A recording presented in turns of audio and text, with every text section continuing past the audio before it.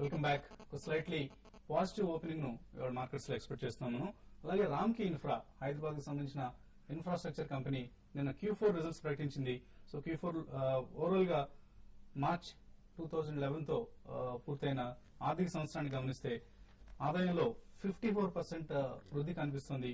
3,146 crores total రెవెన్యూగా company post చేసింది. అలాగే అబిటా margin 14.59% వచ్చింది. Net profit year on year 62% growth rate కనిపిస్తుంది. సో ఈ ఇంప్రెసివ్ పెర్ఫార్మెన్స్ గురించి అలాగే షేర్ హోల్డర్స్ కి ₹4.50 డివిడెండ్ కూడా సంస్థ ప్రకటించింది. ఈ పెర్ఫార్మెన్స్ గురించి మనతో మాట్లాడేందుకు ప్రస్తుతం సంస్థ డైరెక్టర్ గౌతమ్ రెడ్డి గారు ప్రస్తుతం టెలిఫోన్ లైన్ సిద్ధంగా ఉన్నారు. గౌతమ్ గారు గుడ్ మార్నింగ్. గుడ్ మార్నింగ్ అండి. సో ఇంప్రెసివ్ పెర్ఫార్మెన్స్ ని కంపెనీ పోస్ట్ చేసిన రామ్కీ ఇన్ఫ్రా ముందుగా కంగ్రాచులేషన్స్ ఫర్ దట్. అండ్ దేనికి అట్రిబ్యూట్ చేస్తారు ఈ పెర్ఫార్మెన్స్ ఫ్యాక్టర్స్? ఏ ఫ్యాక్టర్స్ కంట్రిబ్యూట్ చేసేంత ఎక్స్ట్రాడినరీ పెర్ఫార్మెన్స్ కి? ప్రధానంగా చూస్తే ఈ ఇన్ఫ్రాస్ట్రక్చర్ సెక్టర్ ఇండియాలో నెక్స్ట్ ఒక 7-8 సంవత్సరాలు అద్భుతమైన గ్రోత్ ఉండే అవకాశం ఉంది. ఇప్పుడు మన ప్లానింగ్ కమిషన్ రిపోర్ట్ చూసినా, బడ్జెట్ చూసినా జనరల్ ఈ ఇన్ఫ్రాస్ట్రక్చర్ కి చాలా పెద్ద పొజిషన్ ఉంది, పెద్ద పీట ఉంది, అడిక్వేట్ బడ్జెట్ ఉంది. అది ముఖ్య కారణం. అయితే అలా అన్ని కంపెనీలు చేయగలుగుతాయా ఇదే గ్రోత్ అనేది చెప్పే విషయం కాదు. అయితే మేము గత 5 సంవత్సరాలుగా 50%, 45% గ్రోత్ ఇస్తూనే వచ్చాము ప్రతి year on year. Predominantly because number of projects తగ్గిస్తూ పర్టికులర్ సెక్టర్స్ లో ఫోకస్ చేస్తూ ఆ వర్కింగ్ క్యాపిటల్ జాగ్రత్తగా మేనేజ్ చేస్తూ గ్రో చేసుకుంటూ వచ్చాం. కాబట్టి మేము ఖచ్చితంగా we been able to perform better. ప్రధానంగా roads, water treatment plants and buildings, ఈ 3 సెక్టర్లలో ఈపీసీ అద్భుతంగా గ్రో అయింది. అలాగే డెవలపర్ బిజినెస్ లోకి వస్తే ఇండస్ట్రియల్ పార్క్స్ మరియు రోడ్స్, ఈ 2 సెక్టర్లు చాలా అద్భుతంగా పర్ఫార్మ్ చేశాయి. And as result of that మాకు కూడా గుడ్ రిజల్ట్. ఇంకా మీరు సెగ్మెంట్ వైజ్ డివైడ్ చేస్తే ఏ సెగ్మెంట్ నుంచి ఎక్కువ రెవెన్యూ వచ్చింది? మీరు చెప్పిన వాటర్ కావచ్చు, రోడ్ సెక్టర్, ఈ రెండింటి నుంచి ఎంత కంట్రిబ్యూషన్ వస్తుంది? వాటర్ సెక్టర్ లో 32% రెవెన్యూ వచ్చింది. రోడ్ సెక్టర్స్ లో 28% వచ్చింది లాస్ట్ ఇయర్. అయితే ముందు వాటర్ రోడ్స్ గ్రో అయినంత ఫాస్ట్ గా గ్రో అవ్వదు కాబట్టి రాబోయే సంవత్సరాల్లో రోడ్స్ ప్రధానమైన పొజిషన్ తీసుకు తర్వాత water number 2 and buildings number 3 position లో ఉండే. రోడ్ సెక్టర్ లో ఏ ప్రాజెక్ట్స్ మీరు బిడ్ చేశారండి? మేము ప్రస్తుతం 5 రోడ్ ప్రాజెక్టులు చేస్తున్నాము. ఇప్పుడు హైదరాబాద్ లో ఉన్న ఒక outer ring road segment, Bengaluru highway నుండి శ్రీశైలం హైవే మధ్యలో ఉన్న సెగ్మెంట్ మేమే చేశామండి. ఇది దాదాపు 9 నెలలు అహెడ్ ఆఫ్ టైం కంప్లీట్ చేసి హూడాకు హ్యాండ్ ఓవర్ చేశాము. And we also got an extra annuity there. ఇది కాకుండా ఇంకా 4 రోడ్ ప్రాజెక్ట్స్ ఉన్నాయి. గ్వాలియర్ బైపాస్ ప్రాజెక్ట్ మధ్యప్రదేశ్ లో చేస్తున్నాము. Srinagar to Banihal road in Jammu Kashmir చేస్తా ఉన్నాము. Jorhat to Shillong in Assam Meghalaya sector చేస్తున్నాం. మొత్తం 5 రోడ్ ప్రాజెక్ట్స్, అందులో 4 యాన్యుటీ. మన ఆంధ్రప్రదేశ్ లో ఈ నార్కట్పల్లి, అద్దంకి, మెదర్మెట్ల రోడ్ మాత్రం టోల్ బేస్డ్ గా చేస్తా ఉన్నాం. 5 ప్రాజెక్టులు మొత్తం చేస్తున్నాం. డివిడెండ్ పరంగా మంచి డివిడెండ్ ప్రకటించారు, ₹4.50. కానీ షేర్ ప్రైస్ డిసప్పాయింట్ చేస్తుందండి. ఇష్యూ ప్రైస్ కి చాలా దూరంగా ఉంది. ఎప్పటికీ ఇష్యూ ప్రైస్ క్రాస్ చేసే అవకాశాలు ఉన్నాయంటారు? ఇప్పుడు ఇష్యూ ప్రైస్ అదంతా ఇది మార్కెట్ డ్రివెన్ ఇష్యూ అండి. బట్ ప్రధానంగా చూస్తే మేము ఐపీఓకు వెళ్లిన సమయంలో కూడా మన టీవీతో పాటు వేరే ఇన్వెస్టర్లను కలిసినప్పుడు కానీ ఏదైనా మేము ప్రెజెంట్ చేసిన కంపెనీ పాస్ట్ దానికి తగ్గ ఫ్యూచర్ ఎట్లా ఉంటుందని పబ్లిక్ ఇమాజిన్ చేశారు. ఖచ్చితంగా మా పర్ఫార్మెన్స్ లో ఎక్కడ ఏమీ తడబాటు జరగదు కూడా. అద్భుతంగా కంపెనీ ప్రోగ్రెస్ అవుతుంది. షేర్ పర్ఫార్మెన్స్ అంటే సెక్టర్ రీరేటింగ్ అయింది ఒక కారణము, మార్కెట్ రీరేటింగ్ అయింది అది రెండో కారణం. And pricing of share is I think not in company's control. But company performance మాత్రం ఎప్పుడూ తేడా రాదు. అలాగే దాన్ని దృష్టిలో పెట్టుకుని అలాగే మాతో పాటు లాంగ్ టర్మ్ గా ఉండాలనుకునే షేర్ హోల్డర్లకు ఎంతో కొంత రిటర్న్ ఉండాలన్న ఆలోచనతోనే ఈ ₹4.50 డివిడెండ్ ఇవ్వటం జరిగింది.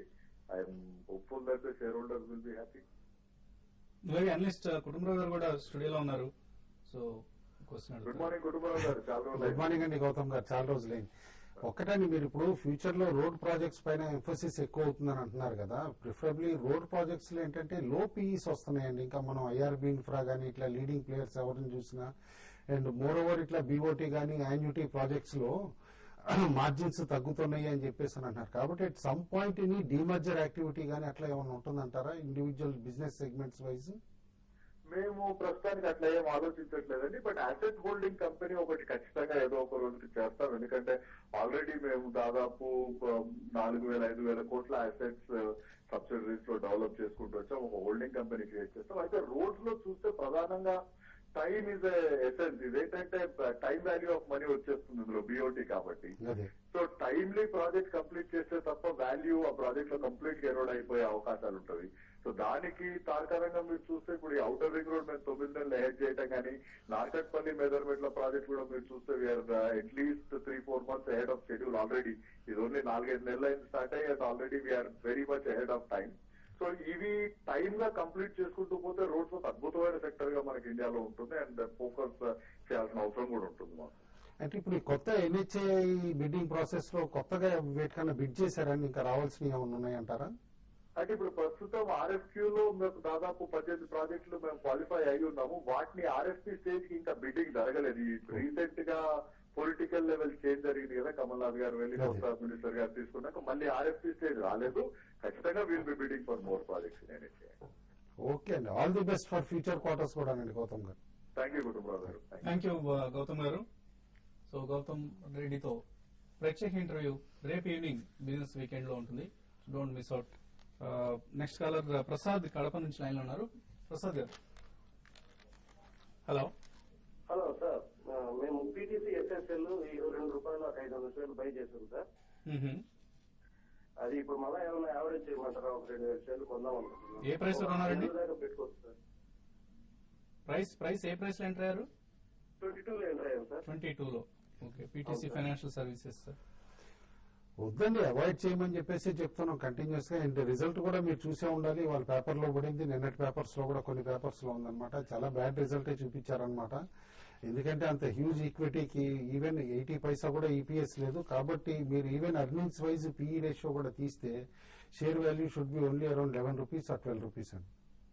సో పీటీసీ ఫైనాన్స్ సర్వీస్ నుంచి మీరు ఎగ్జిట్ అయ్యే ప్రయత్నం చేయండి. లాస్ట్ కాలర్ రవి హైదరాబాద్ నుంచి. రవి గారు, నమస్తే కుటుంబరావు గారు. నమస్తే. నమస్తే, చెప్పండి. సార్, ఈ మధ్య మీరు ఒకరికి రికమెండ్ చేశారు ₹80 లో. ఇప్పుడు నియర్లీ 400 ఉంది. అవును. అదేవిధంగా యక్షణ అగ్రో కానీ సబీరో కానీ 2 times 4 times పెరిగినాయి. ఈ విధమైన ఇండివిజువల్ స్క్రిప్ట్స్ ఏమైనా ఉంటే రికమెండ్ చేయండి. 5 బ్యాగర్స్ 10 బ్యాగర్స్ లాగా ఇంత బేర్ మార్కెట్ లో కూడా బాగా పెర్ఫార్మ్ చేస్తున్నాయి. అంటే ఒక్కటండి, వాటికి ఇండస్ట్రీ వాళ్ళ సెగ్మెంట్ కూడా కలిసి వచ్చింది అనమాట. లైక్ వక్రేంజీకి ఏంటంటే ఆధార్ ప్రాజెక్ట్ తర్వాత కిక్ ఆఫ్ అవటము, మేజర్ ఆర్డర్ బుక్స్ అనమాట. ఈ గవర్నెన్సీ కానీ ఇటు ఆధార్ సైడ్ నుంచి యూనిక్ ఐడి ఈ కూడా రావటం వల్ల స్టాక్ బాగా పెరిగింది. They are the first mover advantage ఉంది కాబట్టి వాళ్ళంత స్ట్రాంగ్ ఎర్నింగ్స్ కూడా చూపించి పెరిగినాయి అనమాట. నేను అనుకుంటాం మీరు లాంగ్ టర్మ్ లో ఇట్లా గనక వ్యూ తీసుకునేటట్టయితే గనక couple of pharma stocks, Newland can be A turn around case అండి మన లోకల్లీ అనమాట. బిలో 120 వచ్చినప్పుడల్లా కూడా అక్యుములేట్ చేస్తే maybe it can touch even 300-350 in 2 to 3 years అనమాట. టైం హొరైజన్ గుర్తుంచుకోండి మీరు. With in 6 months expectation, 8 months expectation అంటే కుదరదు. అండ్ స్మాలర్ షేర్ అంటే పిటి లామినేషన్ కూడా చెప్తాను స్ట్రాంగ్ గా. యూ కెన్ బై బిలో ₹40 అనమాట. You can get 2 bagger with in maybe 1.5 year అని చెప్పేసి అనుకుంటున్నాను. ఫైనల్ ట్రేడర్స్ కి ఎటువంటి కాల్స్ ఇస్తున్నారు? ప్యూర్లీ టెక్నికల్ కాల్స్ అండి. ఫస్ట్ ఇది జయప్రకాష్ పవర్ అనమాట. ఆఫ్టర్ లాంగ్ టైం కాస్త వాల్యూమ్స్ జనరేట్ అవడం కూడా చూసానైనా. అండ్ హైయెస్ట్ లో క్లోజ్ అయింది 49 and above ట్రేడ్ అవుతా ఉంటే కనుక జయప్రకాష్ పవర్ బై చేయమని చెప్పేసి చెప్తాను. సెకండ్, నేను బ్యాంక్స్ లో కూడా కాస్త యాక్టివిటీ కనిపించింది లాస్ట్ హాఫ్ అన్ అవర్ లో. ఇందుసింద్ బ్యాంక్ బై చేయమని చెప్పేసి చెప్తున్నా. 251 and above ట్రేడ్ అవుతా ఉంటే IndusInd bank. Like Sundararaja HCL technologies by above 502 అంటున్నారు. Stop loss 499, target 508. Seshu IDFC కొనమంటున్నారు 129 పైన ఉంటేనే స్టాప్ లాస్ 128, టార్గెట్ 132. ఇవి ఇప్పటివరకున్న trading calls. Flat market opening ను మనం ఎక్స్పెక్ట్ చేస్తున్నాం. Flat to slightly positive opening ను ఇప్పుడు 9 o'clock బులెటిన్ ను కరుణ అందిస్తారు. Business breakfast